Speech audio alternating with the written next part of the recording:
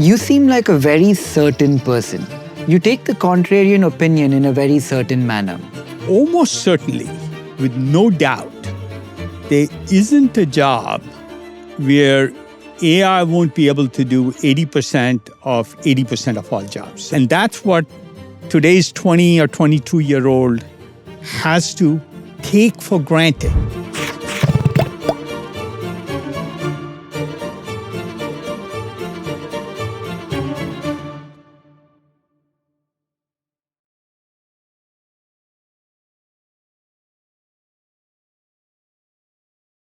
Hi Vinod, thank you for doing this. For our audience in India, which are largely entrepreneurs or going to be entrepreneurs, I don't want to introduce you. Maybe you can tell us a little bit about your life. Your story is very well known, so I don't have to rehash it for them.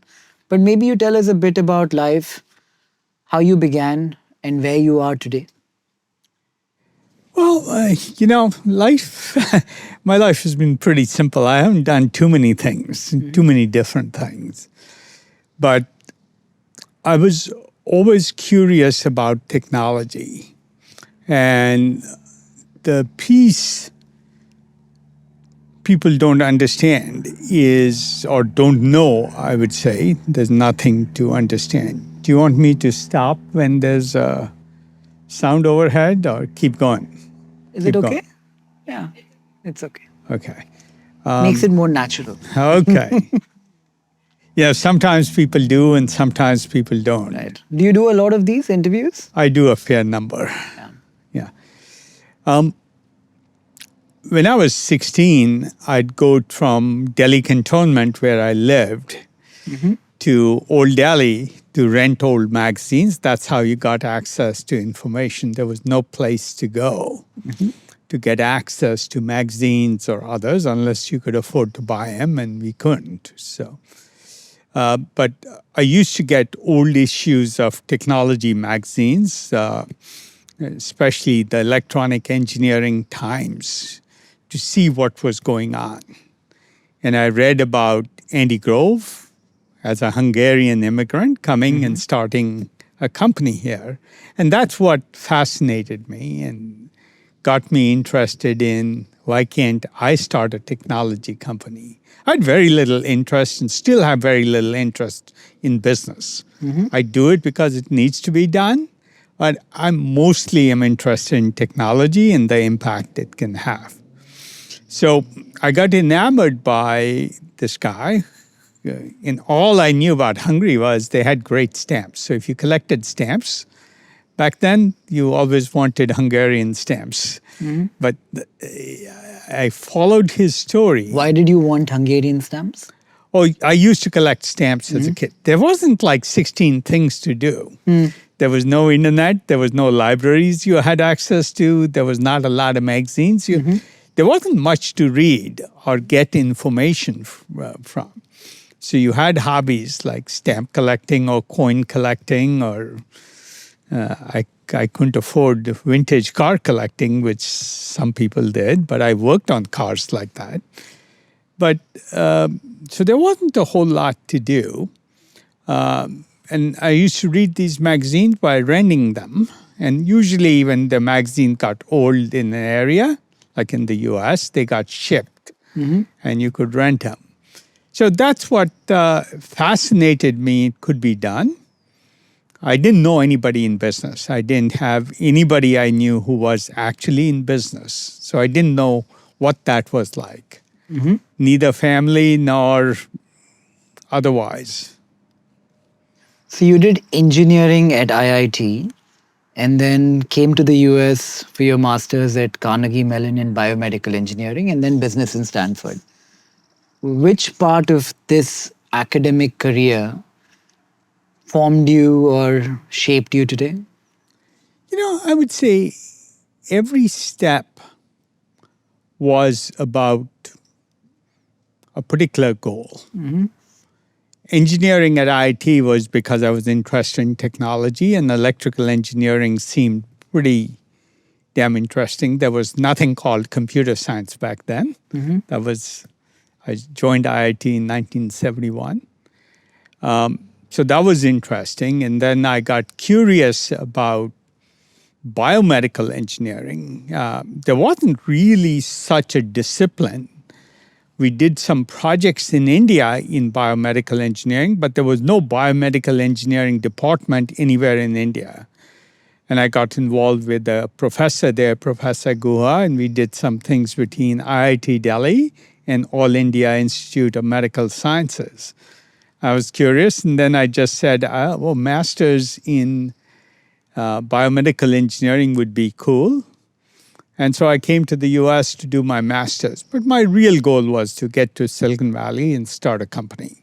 Right. And the MBA was a necessity just to get to Silicon Valley. Right. So I have an agenda for today, Vinod. As an investor, the big question I have today is, since everything is changing so quickly with technology changing, I want to figure out which industries, sectors might be most relevant 10 years from now, either to invest in or build a business in. The question is essentially, as a young entrepreneur in India, where do the tailwinds really lie and where should I focus my efforts on over the next decade? So a lot of what I'm going to talk to you about today will kind of like focus on that. And from all that I've watched in your interviews, and from the few times I've spoken to you via that common pledge community we are part of, you seem like a very certain person. Certainty has been an element of most interviews I've watched, say 10 years ago, 5 years ago, or even today. You take the contrarian opinion in a very certain manner. To me, I feel like certainty is not necessarily a good thing, but it's the innate human conditioning. Do you see yourself like that, as somebody who believes in something and makes up his mind and sticks to it? I would say no. I would say, well, you know this. When you built your company, think about how much did you know about where you would end up? Nothing. Nothing. That's true most of the time. Did you even know the space you were in was a valuable space to start a company in? You probably did have some hunch of that. So I like to say my fundamental belief in life is people have personalities and they choose to either reinforce that or go beyond that. And there's two ways. One is you don't want to fail, which fundamentally means you don't want to take risks, which fundamentally means you're not going to do anything new. And that's a perfectly reasonable thing to do, and people get comfort in that certainty. That certainty is of very little value to me. What I like is a shot at doing the impossible. And I like to say, skeptics never did the impossible. Think about it. If you're a skeptic, you're always finding reasons why something won't work. And if you're starting your company, and if you paid attention to all the things you didn't know, or didn't know you didn't know, you wouldn't start the company. And where would you be? You'd have a steady job in some corporation, and it's fine. It's a perfectly respectable thing to do. But you wouldn't be creating anything new. Would you say a skeptic and a contrarian investor have a lot in common? A contrarian is skeptical about the incumbent norms of the day? I would say no. Skeptics, to me, are always saying why things can't be done. Entrepreneurs, investors is a whole different thing. I don't really think of myself as an investor. Are always saying, what if something was possible? And in the technology world, it's particularly important Because I'm never certain, but I know what technology makes possible quite well.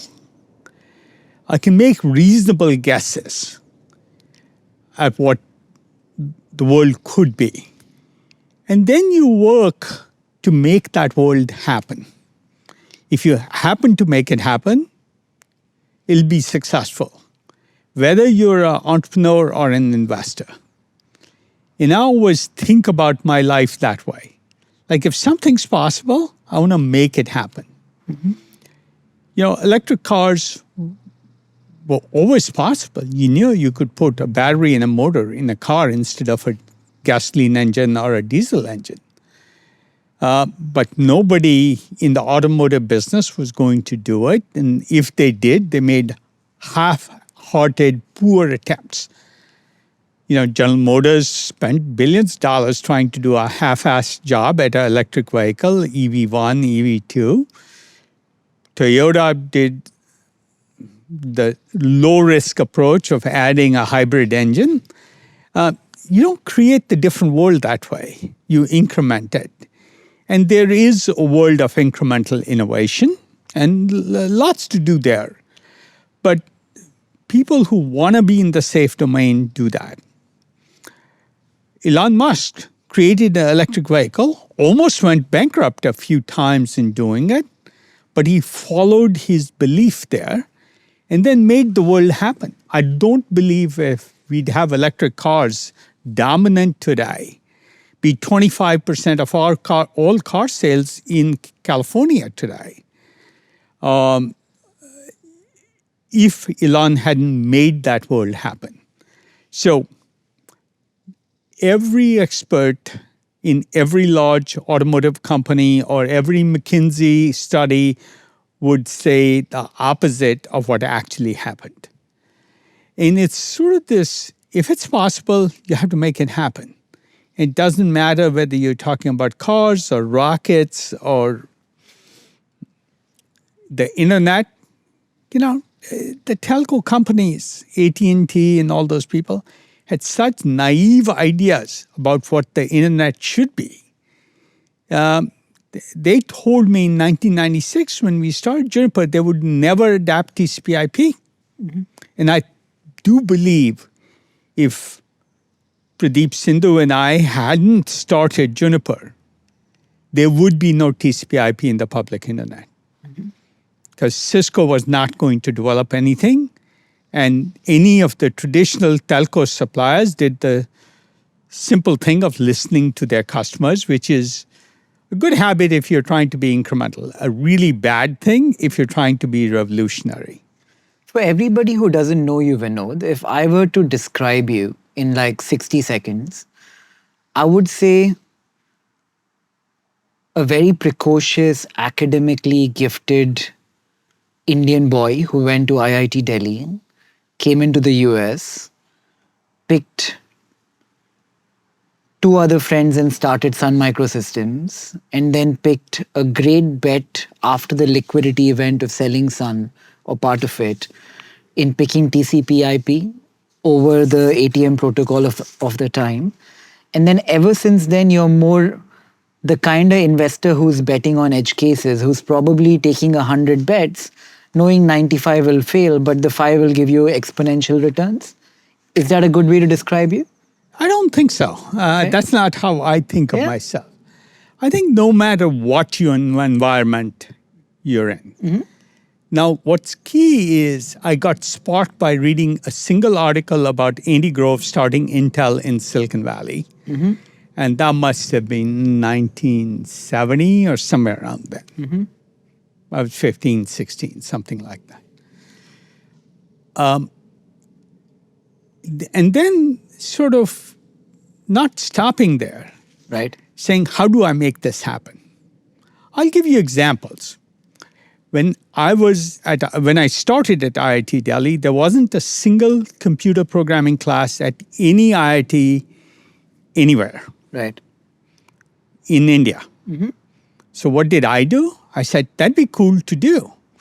So we started a computer programming club and started the first real class in programming at any IIT as a hobby club in IIT Delhi.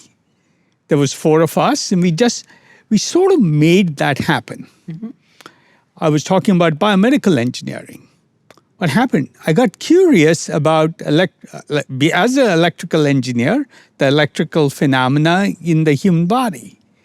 The heart, the brain, the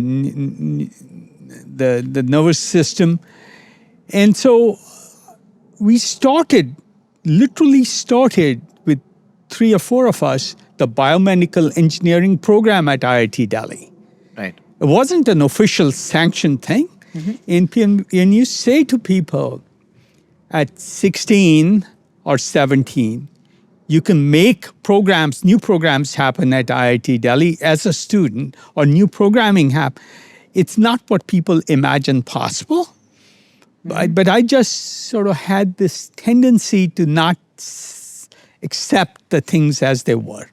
So I think if I were to characterize myself, if I thought something should happen, whether it's starting a company in Silicon Valley or starting a biomedical engineering program or the first ever computer programming class in any IIT, you just sort of worked at making that happen and be clever about how to make it happen, not say, the usual thing people would say is they should start a computer programming class. But who's they? Either you do it or you don't, and make it happen. And it's no different. That was a microcosm of what Elon Musk said. They should be electric vehicles, and I'll create them, because they, which is General Motors and Ford and Volkswagen, aren't going to make that. So it's this characteristic of imagining what's possible, especially technologically, and then just making them happen. Sun was the same way. My first startup before Sun, Daisy Systems, was the same way. And there were, so you imagine the possible and try and make it happen. And don't give up when it fails, even in a single journey. And, 5 things could have failed at any one of these efforts. Definitely at Sun or others. But never gave up. I wanted to come to Silicon Valley. Stanford rejected me twice, said no to admitting me. And I always found a way to keep at it. So persistence, sort of passion for a vision, and then persistence through being kicked in the shins many, many times. You don't give up on that. To what end, Vinod? Because it's your passion. Right.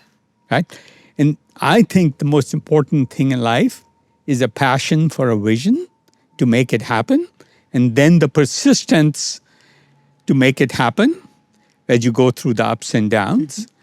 And frankly, also being smart about how you approach it, what teams you assemble, just...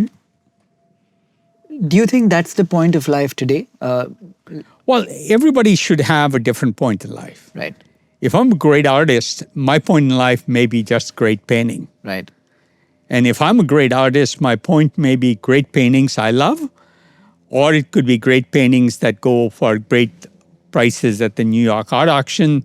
I believe those are not the genuine artists. The artist who paints for themselves is the genuine artist. It's whatever mission you set for your life. Right. And I think most happiness and most troubles and travails come from pursuing a mission. That's a great way to describe it. If you can tell me today at 70, Vinod, what is your passion? What are you looking forward to in life? I expect in the next 20 years at age 70, if I'm healthy, because that's the one thing nobody controls, I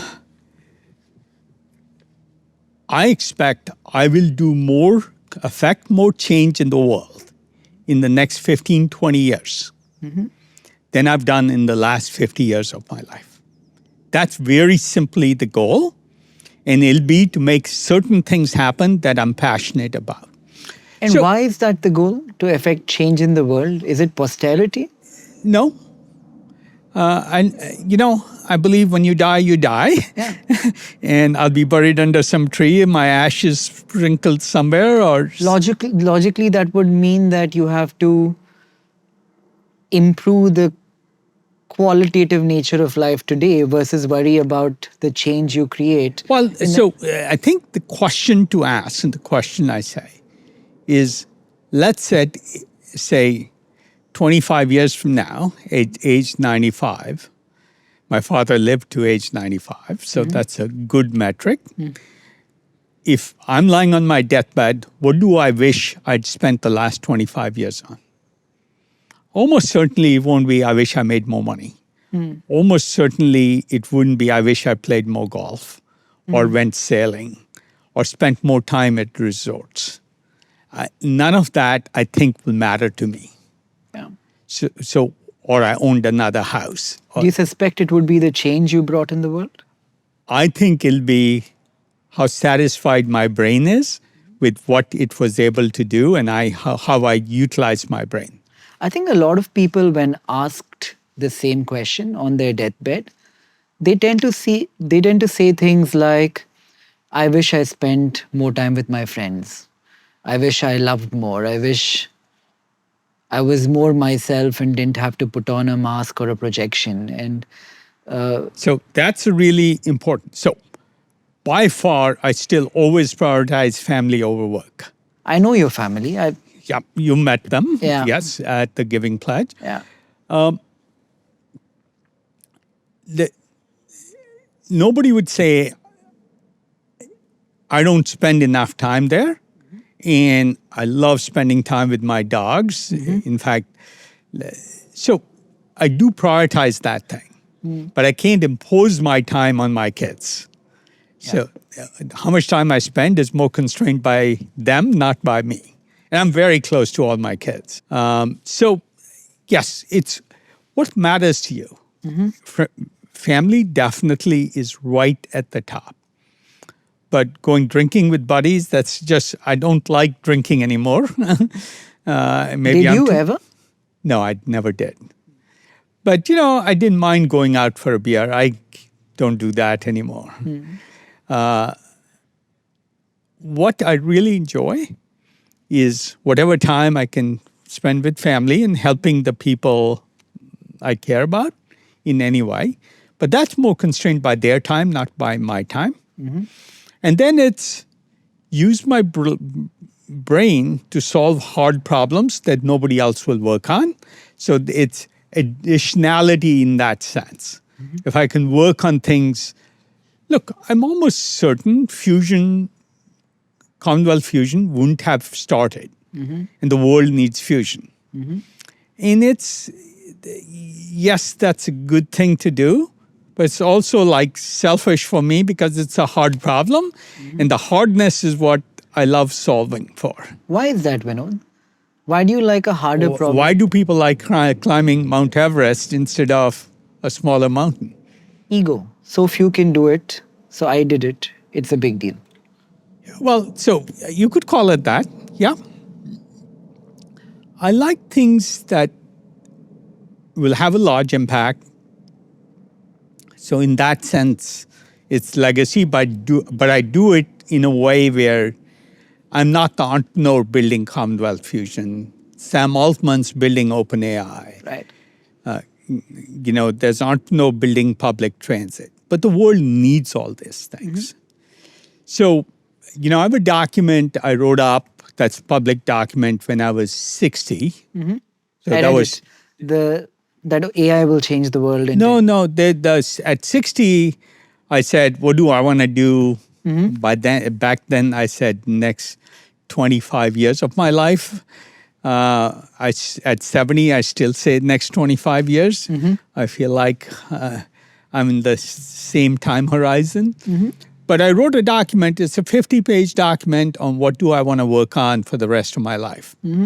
And I called it Reinventing Societal Infrastructure with Technology, mostly because everybody I talked to said it can't be done. And so it was really the Mount Everest aspect of a hard problem that people don't think can be done, that I imagined 10 years ago. And it's a public document. It's on our website. And I just thought, when I started writing that, I thought I'd find one problem to work on. And I found there was no part of private GDP, non-governmental GDP, that I couldn't work on in a way that would be hugely multiplicative.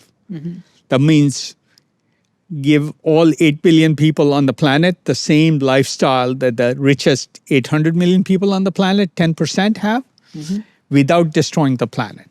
And I've always been passionate on the climate issue, Right. because it's such a long-term problem, people don't spend enough time on it. And it's not something that can be solved when it shows up. Right. So I defined them, and I started working on them. And our portfolio 10 years later reflects all those areas pretty much. Now, we do other things too, because we have to have decent fund returns to keep getting the privilege of investing more. But those hard problems really challenge me. And, my old partner, John Dewar, used to say, the way to get something done is tell Vinod it can't be done. And I do that. That's an ego thing. If something can't be done, then I want to attempt it. Right. In your many successful pursuits as an entrepreneur, has the technology element of it or the ability to sell an idea element of it, what has been more valuable to you? I think I always first focus on what technology makes possible. So one of my goals in my lifetime is to eliminate most cars in most cities. So if we put a 25-year metric on that, by 2050, we should be able to eliminate that. Now, there isn't another person in the world who told me that's reasonable. I'm pretty sure it not only can be done, but it will be done. Will it be directly proportional to the density of population in cities? No, I think most transit should be public transit. So in a tier 3, 4, 5 town with a scarce population of, say, I'm making a case for urbanization turning around, de-urbanization almost. Say instead of millions of people crowding around one city center, you have smaller cities, fewer people, far spread out. Does public transportation work from that lens?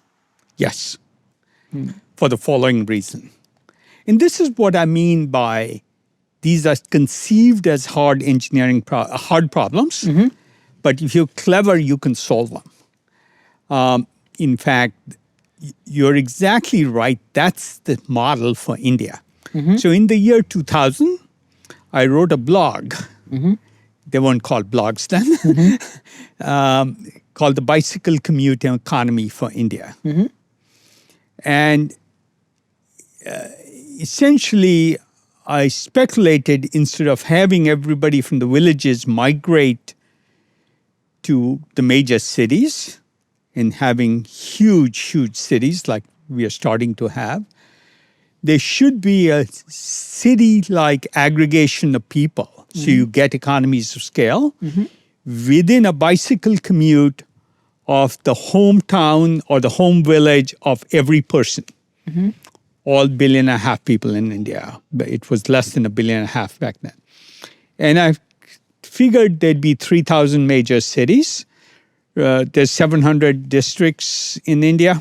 So the idea that there was sort of an aggregation of a million or 2 million people in each side as the optimal size of a city, where it's still small and personal and within a bicycle commute, but people aren't moving from Bihar to Mumbai and not able to go see their family very often, which leads to social isolation, broken up families, drinking, all that other stuff.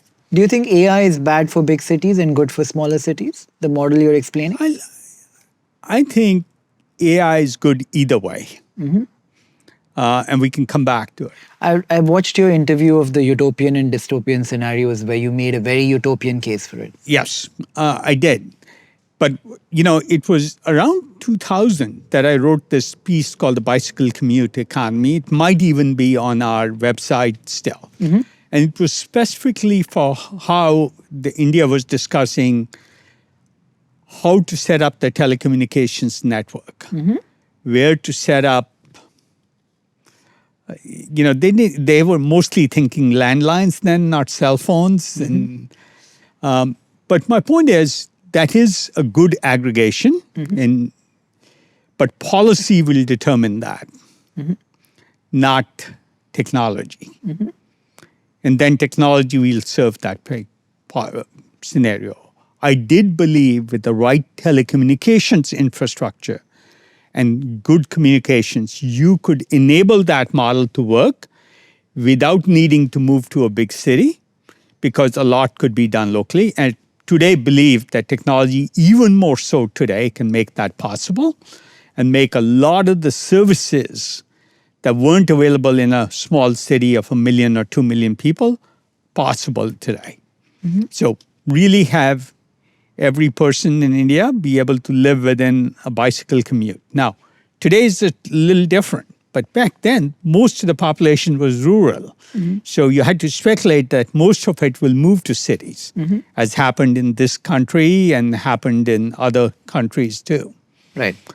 China's seen some of this migration with pretty negative consequences of people moving away from their communities. If you were a betting man, would you bet on deurbanization or urbanization in the next decade? I think it will depend in each country on the policies they adapt and the incentive systems they set up. Which do you suspect is a better policy? Oh, deurbanization is clearly a better policy. Right. Yeah, I believe. Right. And if I were to bring it back to our audience, Vinod, assume I'm a 22-year-old boy or girl in India. I want to learn from Vinod, who has done a spectacular job of calling what industries might do well tomorrow.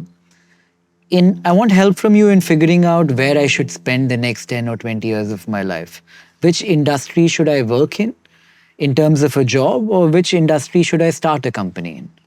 So now you come to a very hard question.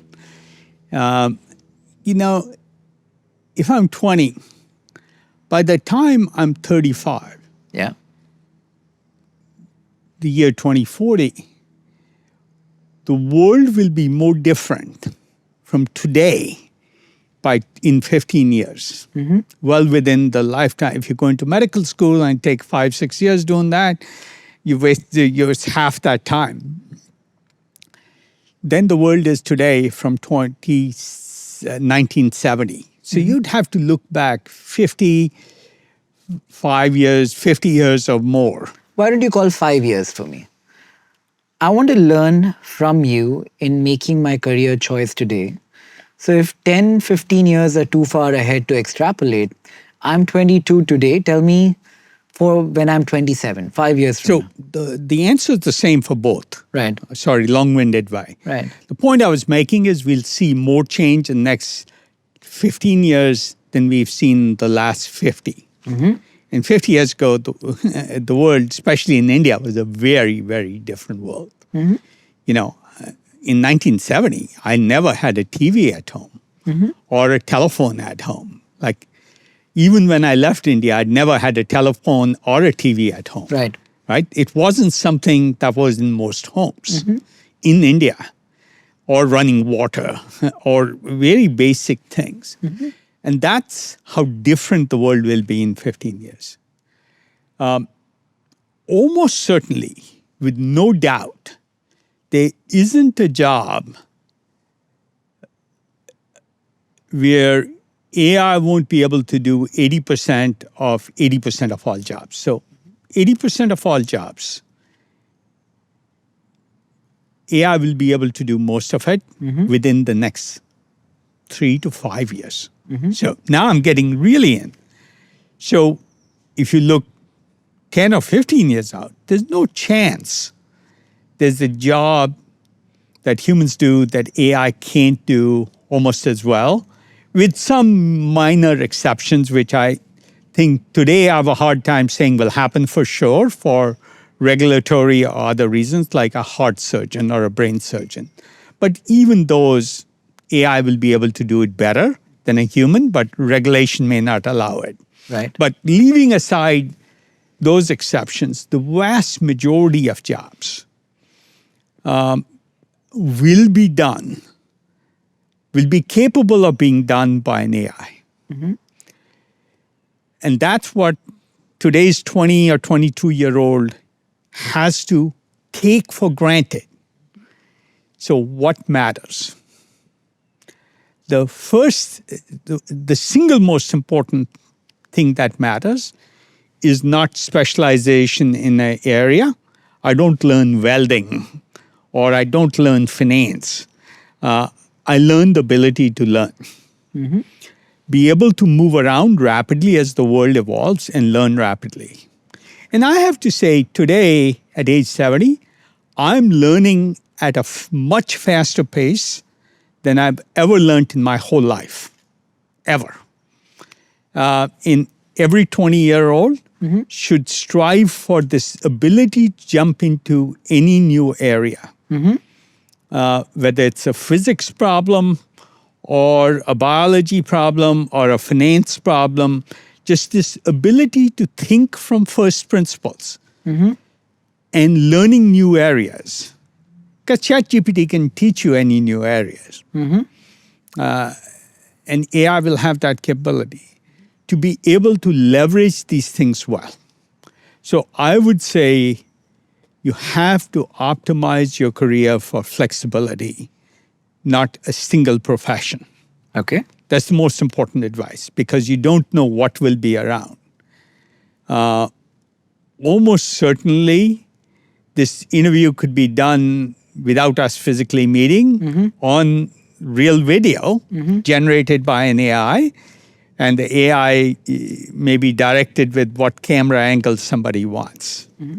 I hear you, Vinod, when you say the rate of change will be faster. I'm going to, as a 22-year-old, be more adaptable and flexible. I still need to make a choice today.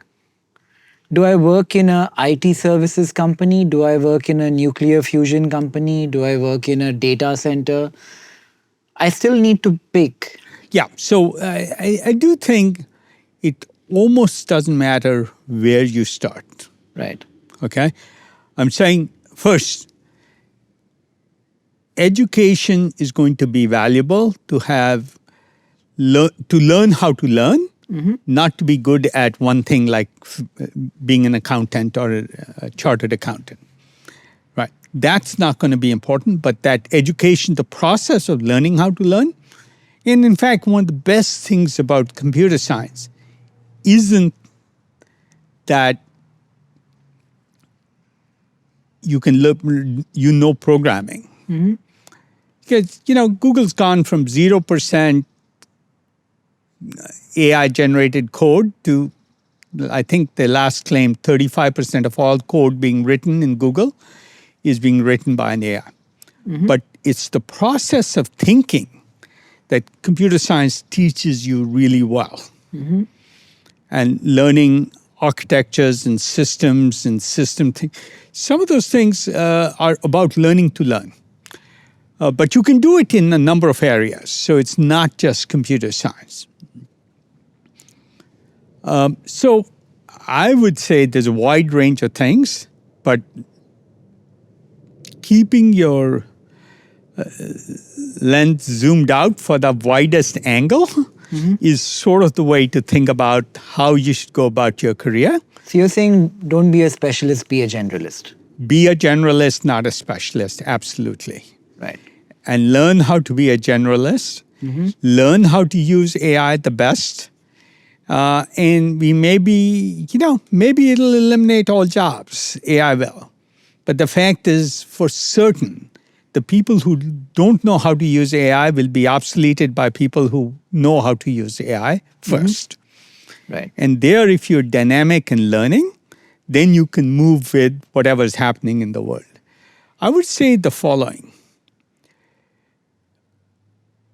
It's just because we can't predict the future doesn't mean it won't be dramatically different. We just don't know what it will be. I like to say something else, which is most people, most of the time, assume improbables are not important. I've always assumed the exact opposite. Only the improbables are important. We just don't know which of 1,000 improbables is important. So what do you do in that case? You go for agility. You follow trends, you move around, you be more adaptable and flexible, do more first principles thinking. It's a very different way of growing up, whether you're 20 or you're 60 or 70. And, clearly I'm learning more now, as I said. And so today I feel like I can have an intelligent conversation around cell therapy in biology or about fusion. I can do both. Or about Carnot efficiency in steam engines, which we discussed today for some aesthetic reason. Certain fundamental things, you have a broad knowledge on which you can build other knowledge. So what is that pedestal of knowledge you acquire and how do you keep expanding it is very, very important. Most people stop learning, and I think I would say, if you get a job as a waiter at a restaurant, 20 years later, you haven't gained a lot more expertise that you didn't gain in the first year as a waiter at a restaurant. You're not exponential compounding of your capability. But other jobs, if I pick the right one, your knowledge compounds and your capability compounds over time. So I would look at the basic principle of financial compounding in knowledge and job capability as a young individual. What will make it compound? And then you have to intersect that with what's interesting to me. What do I have passion for? If AI were to disrupt all jobs, will AI also need to be nationalized and we move back to a socialistic economy in a way? Look. Or does capital continue to remain the moat going into a world like that? It's very hard to tell. It depends on policies each country adapts. And I think each country, or at least each region, will make different choices. So why do we have capitalism? It was fundamentally for economic efficiency. The world of Adam Smith was about economic efficiency. And the idea that if a human is doing a job, they'll be much more efficient if they're doing it for themselves and earning more income. The need for efficiency may decline dramatically in most areas, not in all areas. You'll still need to be efficient in the amount of steel or cement or copper you use. But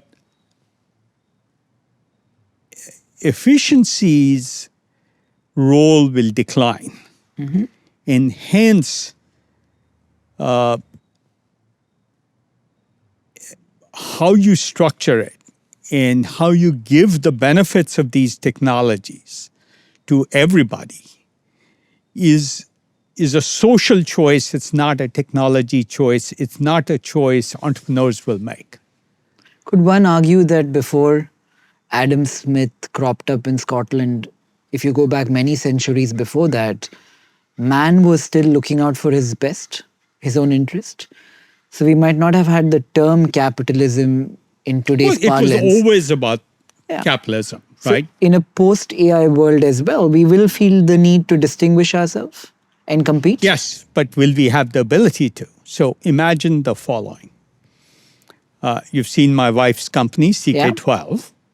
if every child in India, which I hope happens in the next 5 years, has a free AI tutor.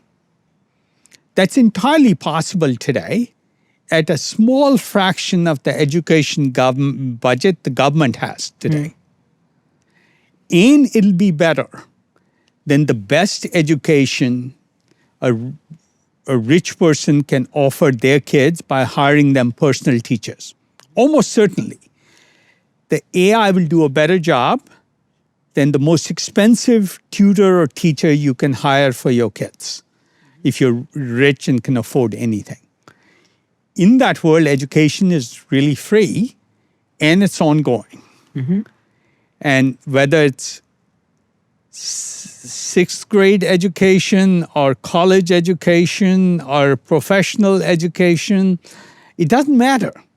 And you'll be able to do anything at any time and switch your majors because you don't have to go back to college for 3 or 5 years to change from electrical engineering to mechanical engineering or from medicine to something else. I think that world is soon. So education's free. Imagine if medical expertise was free.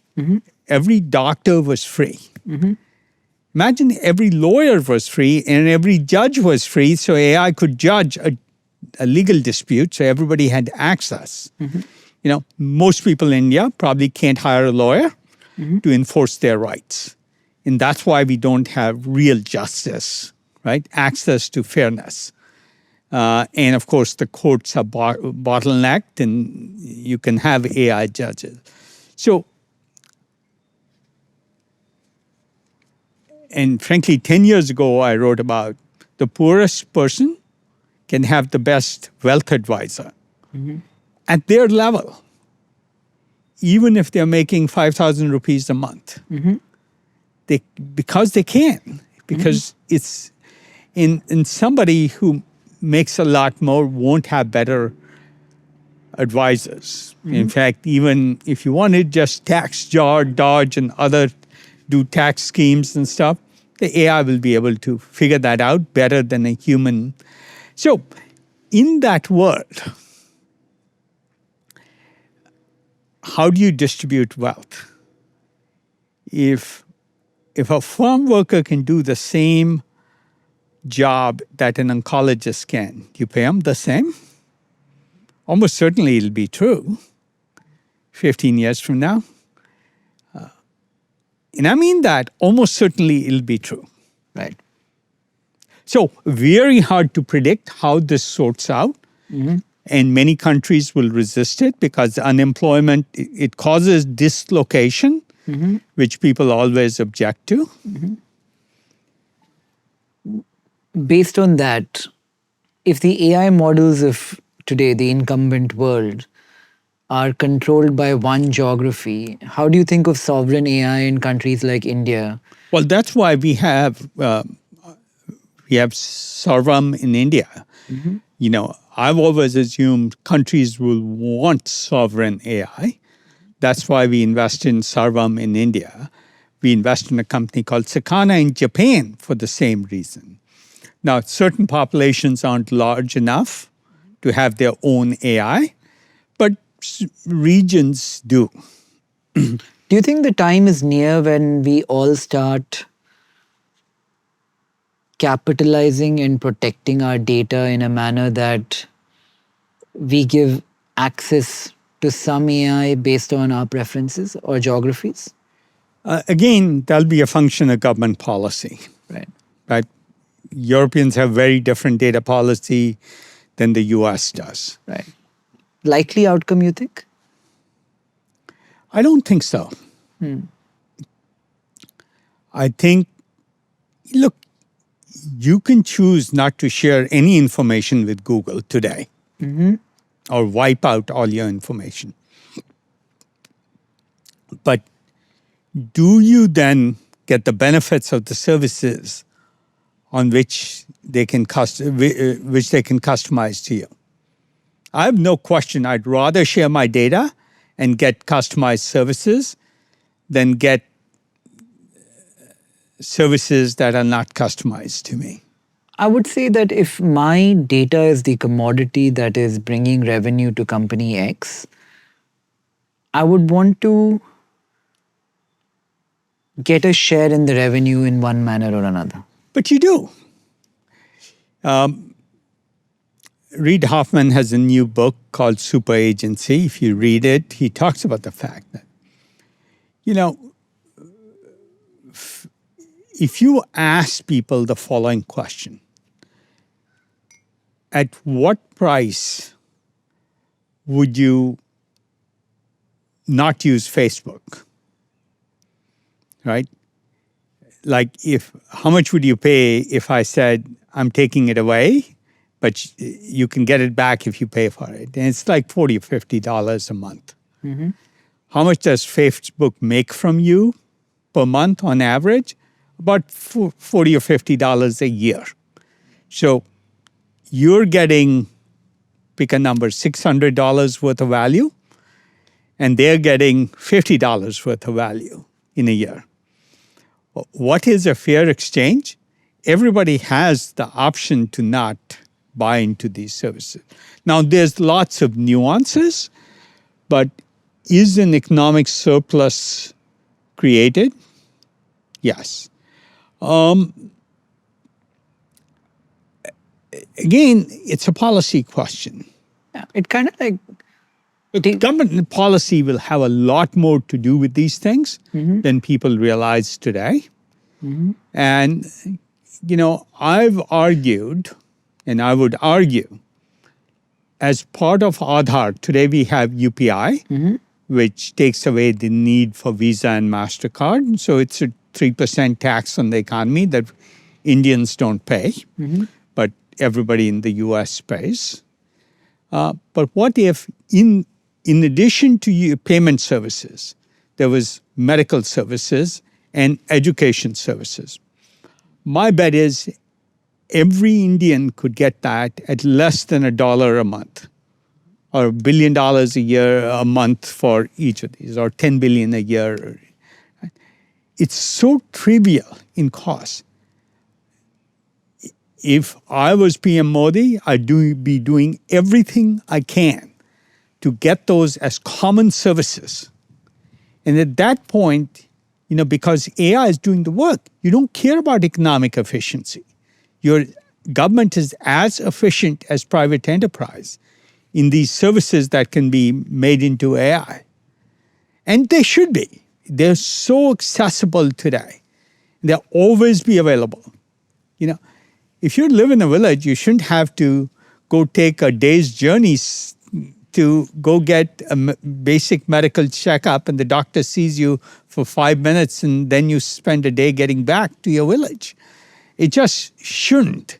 And 10 years ago in this document, I wrote about the fact at some point in the future, much more, we are 5 minutes from Stanford Hospital. And I wrote about the fact that a village in India, I will get better cardiac advice, cardiac care, than I can get at Stanford, because Stanford will still in 15 years have their cardiologists, and in a village there'll be AI. Almost certainly true. So should the government include all of these services or as many of these services for free? They can't include everything. Housing will still be a material thing, and so you can't give it away for free. But the software-based services that depend on expertise, personal lawyers for everybody, personal tutors for every child or adult, the personal medical care advice. If you need surgery or medicine, you still need a physical thing. But half the economy could be covered in almost free services from the government. And to be honest, I'd love to do that in India. Right. It's such a no-brainer, and make it available in the next 5 years. But let's talk about what entrepreneurs have as opportunities. I get away into these. No, I heard you and Bill debate this. Why does regulation not allow doctors? In the UK, I think you were making a case for. Yeah, I heard you make that debate. Look, mental health services aren't available in India. In the UK, we have something that's used by 40% of all NHS mental health clinics to intake patients. What does intaking a patient mean? A therapist talk to them and classify their mental illness. The AI is much more accurate than the human therapist. 93% accuracy for talk-based therapy kinds of conditions. Are you bipolar? Are you schizophrenic? Are you depressed? And AI can do the therapy. It should be scaled infinitely in India. And it's kind of thing people may be afraid to go or embarrassed to go ask for services, and there aren't enough therapists in India to meet everybody's needs, but the AI can offer it for free. So in a way, you're also saying that UBI is an inevitability. I think some form of income redistribution by 2050 will be absolutely essential everywhere in the world. Do you think it'll be income redistribution, or will it be shoring up the bottom part of the population? Well, there's many ways to get there. You could give everybody income for not working. The question is, where do you get that from? There's probably another way, which is my favorite way, is to deflate the economy. Which is what America is doing? Well, if you do excess spending, you'll get inflation, not deflation. But if a lot of services become free, you'll have a deflationary economy. So in my essay on AI dystopia or utopia, I talk about in the US, I believe 25 years from now, it could be that $10,000 today in 2050 buys more goods and services that you need, whether it's food or housing or medical services or entertainment or education, then $50,000 buys today. Because the services will be provided by machines which don't inflate? Yeah, you'll have excessive production, so deflationary prices. You're no longer constrained by inputs to get outputs. In many areas, in some areas, you'll still have inputs, but you'll have much more input. Isn't the cost of a service also dependent on purchasing power? Like how much I am willing to pay relative to Vinod? Yeah, except if there's infinite supply. If there's an infinite supply of doctors, what do you think a doctor will cost? I think Adam Smith, like you mentioned earlier, also spoke about the marginal utility of things, wherein one agentic doctor, the first one that is created and is free, has X in value. The second, the third, the fourth proportionately have lower and lower value to a point where they have no value. But overnight, if I created 1 billion doctors for India, which is entirely feasible, what happens? They become near free. Their cost of computing or the cost of power to run a computer. Right. Same thing happens in education. Same thing happens in legal service. Does the cost of compute of an AI ever, like your brain has a cost of compute, right? The amount of energy it takes to produce an output. Let's say that today that is far cheaper than how much an AI is taking. When do you think that crossover happens, when the cost of compute in a system becomes lesser than the human? I think this is a complex question because at some level the cost will decline, but you won't take advantage in efficiency in cost, but you'll take it in more performance. So if everybody has a super assistant, if your personal housekeeper is a PhD in every subject, that's sort of the world to imagine. I know it sounds crazy, but look, I think the more interesting question for your audience is, what's one important question which you asked? How do you pick a job? We talked about that. The other question to ask is, what job should I take now? And what company can I start? And for the next 10 years, the following is true. Anybody in any industry, not using AI will be obsoleted by somebody who's using AI. So if I'm an entrepreneur in India today, I say, what's my next move? Say, where can I apply AI that obsoletes the service, either in cost or in performance or in quality that somebody's providing without AI and beat them at it? I think that's the metric for every entrepreneur. If, say, 10 entrepreneurs hear that, and there will be 10 who hear that. Yeah, 100%. And they all use the same means to approach this problem. And AI is as democratic as it is right now. Wouldn't they all 10 arrive at the same solution? I think there's massive difference in the quality of entrepreneurs. And the outcome will be a result of the quality of the entrepreneur, how they think from first principles, how strategically they think. Almost certainly the people who only think a year out will be obsoleted by the people who think, what do I want to build in 5 years? But what can I sell next year? But where do I want to head in 5 years? Swallowing is a good analogy for entrepreneurs that I love. Imagine you want to climb Mount Everest. And you have two people setting out. And one says, I'll get to base camp, then to camp 1, camp 2, camp 3. I think there's camp 4 and then the peak, right? It's not a straight path. Right. Another entrepreneur says, I'm going to get the most revenue in year 2, year 1 and year 2. They won't go to camp 1, base camp or camp 1. They'll pick the highest peak that doesn't then lead to something beyond. The path to Everest through these camps is very strategically picked to have the long-term vision of getting to Everest. Most people maximize revenue for the short term and are not thinking strategically. So the strategic entrepreneurs will do better. The entrepreneurs who pick better employees, who help them think through strategy, will do better.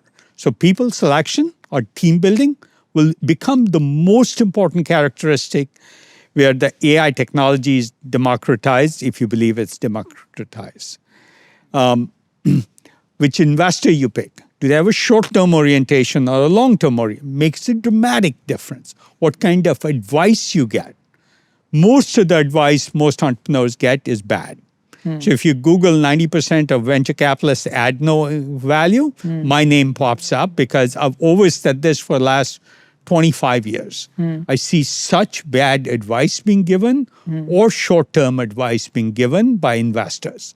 So picking your investors right, picking your employees right, those make a huge difference. When things go wrong, do you get scared and retract or pick a better strategy to survive and be more strategic? Do you think from first principle? All those things are massive differentiators. I think the shortage today is not of technology or capital.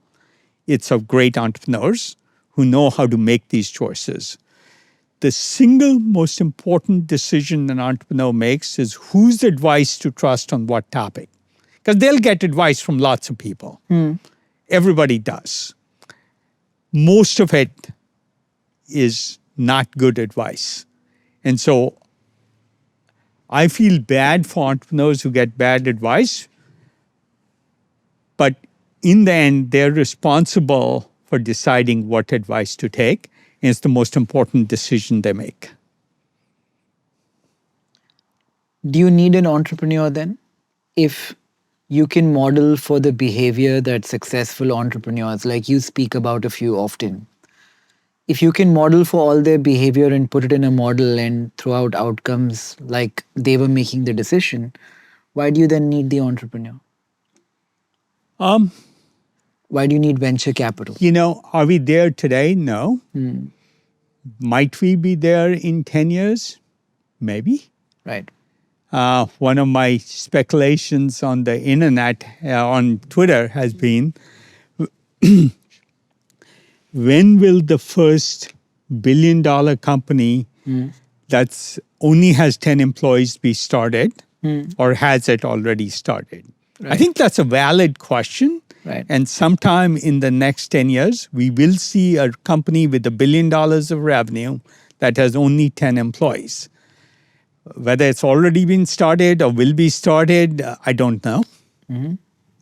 So, Vinod, I've been spending a lot of time with my team trying to come up with a thesis of what sectors might do better than others as this change in the world happens while it occurs. Some of the things that we've been digging data up around are things like the world will be older and sicker and people will have lesser kids than they're having or were having 10 years ago. When people have more time and discretionary spending power, they go back to their innate programming of wanting to speculate. So speculative businesses might do better. Do you have thoughts on these or opinions like this of your own? On the entrepreneur side, I look at the question who thinks from first principles, who's not scared of hardship, because the entrepreneurial roller coaster has lots of highs and lows, and who has the fastest learning rate, right? If they are a fast learner, they'll adapt to the world as it changes. And that may be the most important characteristic of an entrepreneur. Yeah. I'm making the assumption that you're a faster learner than everyone else here. And I want to know what you've adapted to now that I might not be seeing yet. Well, I don't think people believe this world I'm describing. So if you look at my AI dystopia or utopia paper, most of the world I'm talking about is not something people believe. But that's natural because I feel like humans are programmed to worry a lot more about fear than think of the gain that they're getting. Yeah. Twice as much, according It to is, Kahneman. but not everybody is, not all humans, and that those are the people who will do well, who are optimistic about the future and then persistent through real hardship of the ups and downs to make the passion they have happen. Right.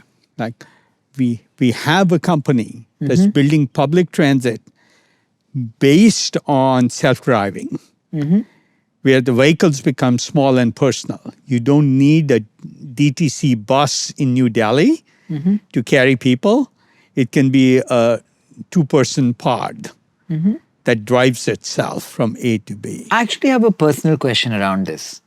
For the last couple of years, I almost made an assumption that mobility will move to electric from IC, fossil fuel based.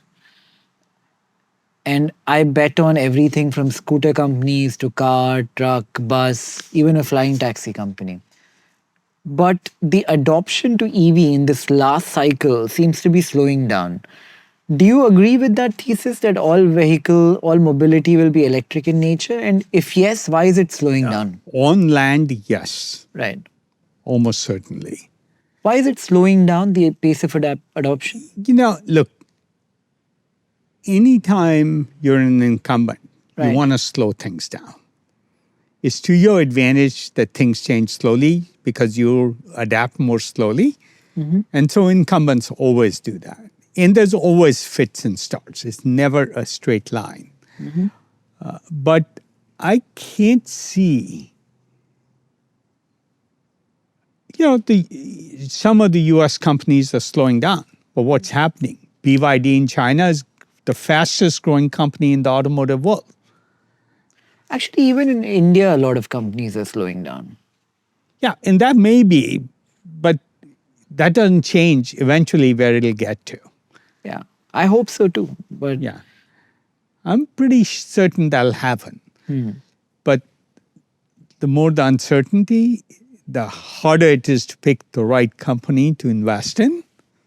But do you think energy and data centers as a business, sufficient legroom and tailwinds to be, if I were 22 and starting off, to spend a decade in them? By energy, I don't mean the means of generating energy. It could be fusion, it could be something else, but focusing on energy.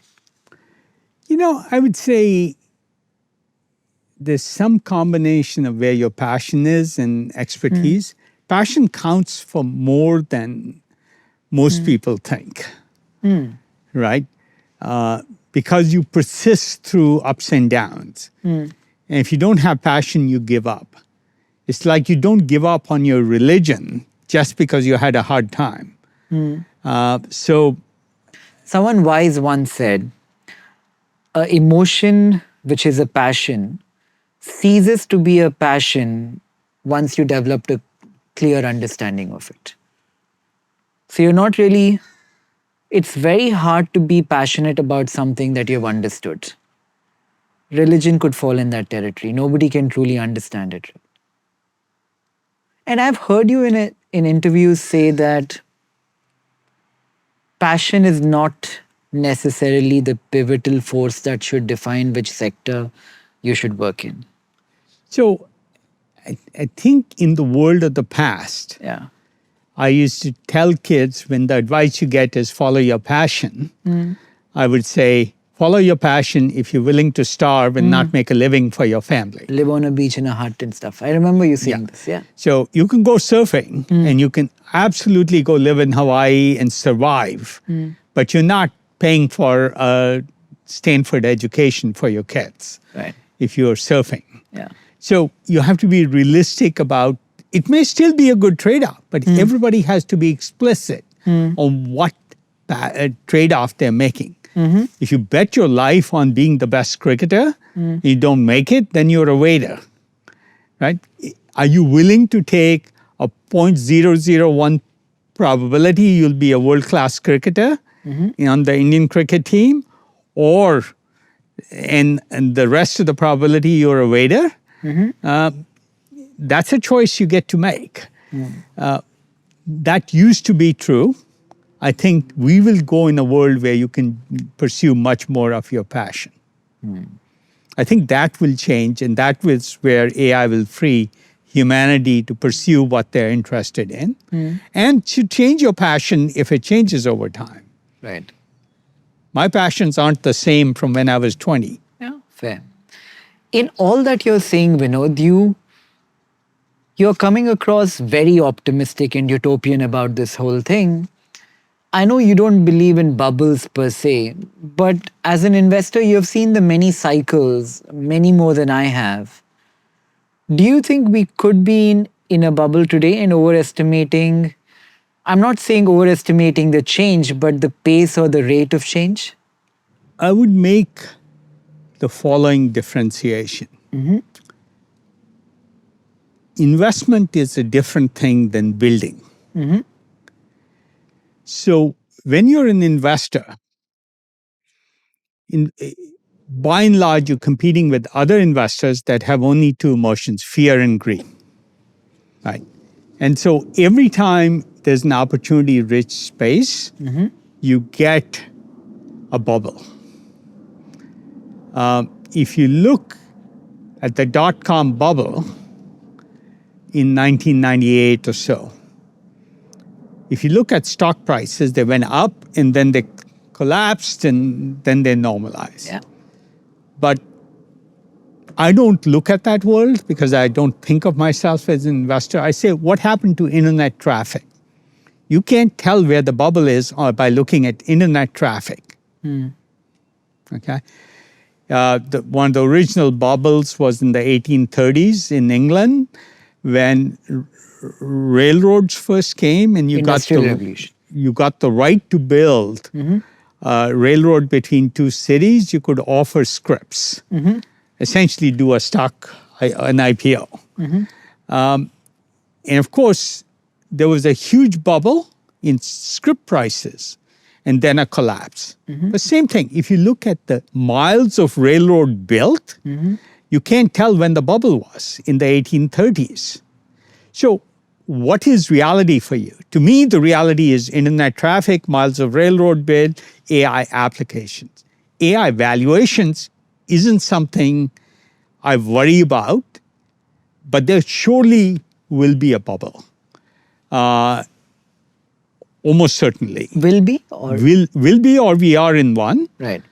I like to say even in 2025, most investments that are made will lose money. Right. Right? You believe most, that? Yeah. the vast majority, I might even guess north of 80%. But more money will be made than lost. So the few things that succeed are playing in such large markets. It's the same issue of there's 10 startups. One will make more money than the other 9 lose in every area. Of the next 1,000 startups, 990 can lose money, and you can still make money by investing in the right portfolio. So I do think we will see that. I do think we will see a collapse in valuations. Most likely, you can't never be certain. But it's such a large market we are playing in, such a large global transformation, that there will be many more opportunities than we've seen ever before. And that's good news for entrepreneurs. And almost certainly, most of this won't be done by large companies. Do you have a view on crypto and blockchains? They're not allowed in India. It's a world where we have seen Sure. sudden adoption in the West and some neighbors of ours, but Again, as you've seen, crypto has been a function of politics, Right. not of reality. you don't think? I think there's very different worlds of crypto. There's cryptocurrency, very, very different than the blockchain. The blockchain has a lot of uses. And if you said to me, will we see adoption of stablecoins? Absolutely. It makes total sense to adapt stablecoins. Okay? Every economy should have a stablecoin. The Indian government should issue a stablecoin. And then great place to do it with the Aadhaar system. But don't you think something is wrong with the premise that you didn't trust regulation in the formal economy, so you created a blockchain outside and a crypto on top of it? Now, if you denominate the stable coin with the same dollar or the same currency, aren't you Well- like going around in a circle? Here's the problem. When you don't have trust, see, when is the blockchain important? When you don't have centralized trust. Yeah. Okay?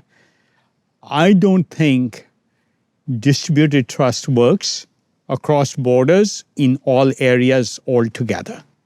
So the vast majority of uses of crypto are illegal stuff. Gun trades, drug trades, sex trafficking, arms trades. It's the vast use of crypto. Or people in Argentina trying to get their money out of the country, or in China, people trying to get their money out of the country. So in some places, they're doing exactly what the global economy would want them to do, which the government doesn't want them to do. But it's mostly illegal. And then there's speculation.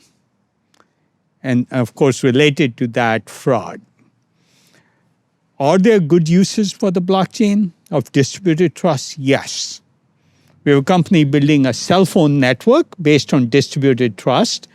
Everybody can contribute their own access point. Right? Now, there's another company building Google Maps competitor based on how much you contribute to mapping. Yeah. Like there's lots of good uses for the stablecoin, but there's lots of bad uses. The problem is the bad uses prevent the good uses. And so stablecoins as a currency mechanism is better than speculation. And from that lens, the banking industry will likely get disrupted sooner than later. With stablecoins, it would be, yes. Yeah. The cost of transaction and the Yeah. And UPI started to do that in India, but it should be much, much cheaper. And, look, you don't need to have the whole legal system. You can have software contracts for at least half the things for which you have a legal system around contracts. right? So software contracts are really good use of the blockchain. Automatic settlement of the contracts financially, really good use of the blockchains. So I hope those come up. Specifically to your home country, Vinod, of India, which has a disproportionately high number of IT services being exported. I can't remember the number, but somewhere around 200 billion. What do we do? How do we become I think it's resilient tomorrow? very, BPO as a business will disappear. Yeah. Software IT services will mostly disappear. Disappear means transform pretty radically. Whether some of those companies can transform or not will determine whether they survive or not. What do you suspect? Will they? Will the incumbents transform? Today, I see them adjusting incrementally, not radically. Here's the problem, right? If I can do a system integration service for 1/5 the cost, the customer will always take 1/5. Modular trust. So will some of these vendors drop their prices by 5x or 80% or at least by 60% and then expand their services? Hard to tell. I do apologize. I'm late thank for a you. dinner. Thank you for doing this, Vinod. This was fun. Thank you for having done This was fun. Well, I'm happy to catch up Yeah. sometime. Yeah, 100%. We'll do it.